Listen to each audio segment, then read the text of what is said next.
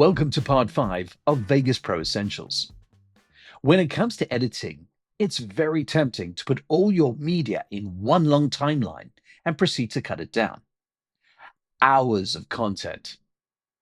I'm going to show you a different way that could potentially save you hours and make your edits sharper and more deliberate.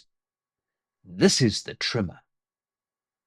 Starting in a clean project, we have our media, either in the Explorer tab or imported into the Project Media tab. Without editing anything on the timeline, go to a source you want to edit and hover the cursor over it. The play button lets you preview the source if you want to see what it's about. The next button along is Trim. Clicking on it loads your media into the trim view on the right. Look at the bottom of the viewer. The trimmer is a different tab from the regular video preview window.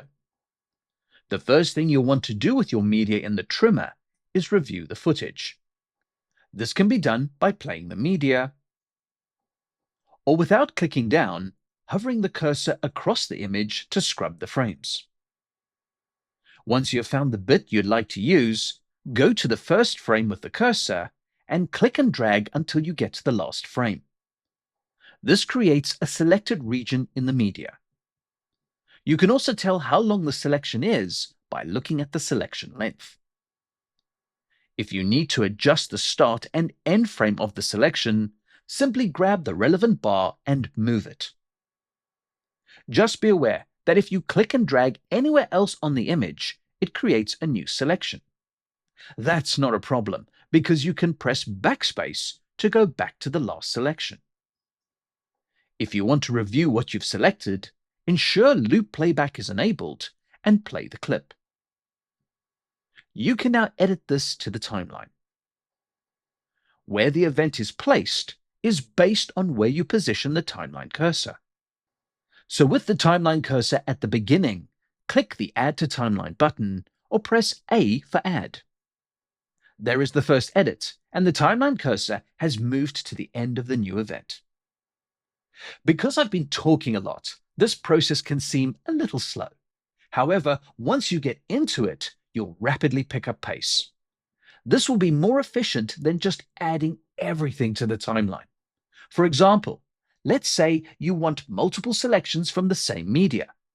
Just go back to the trimmer, make your new selection, and edit it to the timeline.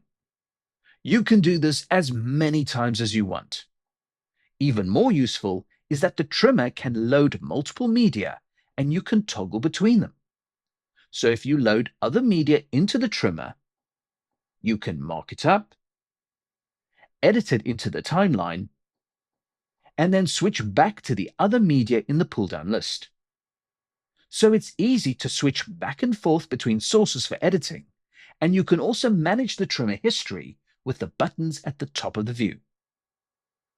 One very important behavior regarding the trimmer and the video preview is that when you are editing with the trimmer, the views do not switch automatically. So if you're editing using the trimmer and you want to review your timeline, you must switch to the video preview tab in order to see the edit.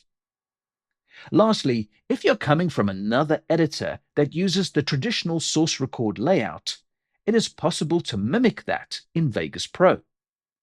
Just go to the View menu, Window Layouts, and choose the source window layout. This layout gives you more or less the workflow you're after. To get back to the regular layout, go to the View menu, Windows Layouts, and choose the default layout. In the next video, we'll focus a lot more on some of the timeline components and workflows that you need to know. Some of them are obvious, others not so much. See you shortly.